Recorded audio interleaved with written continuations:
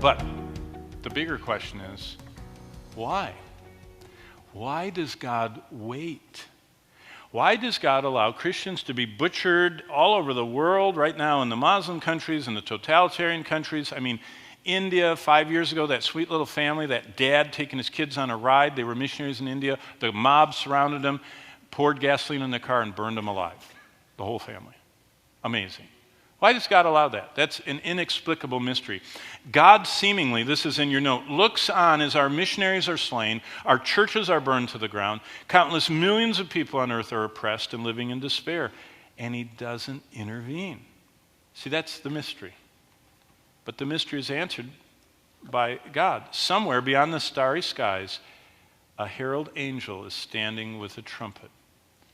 And when God's fullness of times. Now, personally, I believe that Paul said that God is waiting for the last one that he wants to be saved in the church before he takes the church out and returns to working with Israel.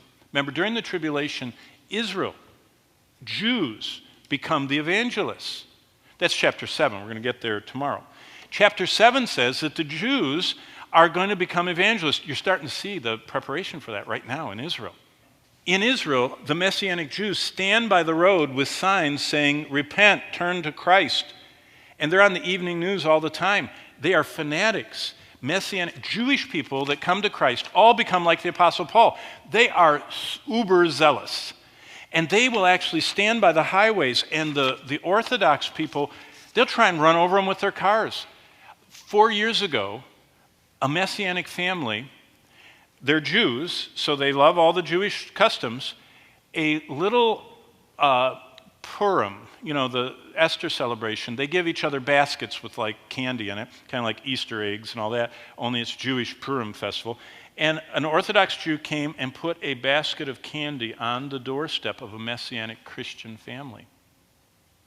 And before the parents could say anything, the little girl scampered out and opened the basket, and it was rigged with a bomb and blew both of her hands off and disfigured her face. That one event by an Orthodox Jew against a Messianic Christian changed the whole tenor of Israel. Finally, the majority of Israelites said, you cannot treat Christians that way. Because it was a child, helpless. Blow her hands off and mangle her for life because you don't agree with what she believes about the Bible? Sounds just like Paul, stoning. And so that became a national debate.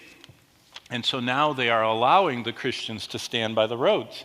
Did you know right now there's a seminary in Haifa that's training 250 Jewish church planters? Did you know that right now, Ashdod, the whole plain where the Philistines used to live, there are more churches being planted there in Israel? People are worshiping, reading the Bible, coming to Christ, following Christ, evangelizing, and the Jews don't know what to do with it. It's just like over again the New Testament era. And it's just bothering them. And the reason we're involved with that is most of these people are from Russia. Over 1 million Russians came in the 80s to Israel, and they were secular. They were not Jewish. They were just ethnically Jews. They were not religious Jews. So they're very open to the gospel. And the Russian Jews are coming to Christ so fast, and God's going to make them evangelists. But he's not quite ready. And so that's why destruction goes on.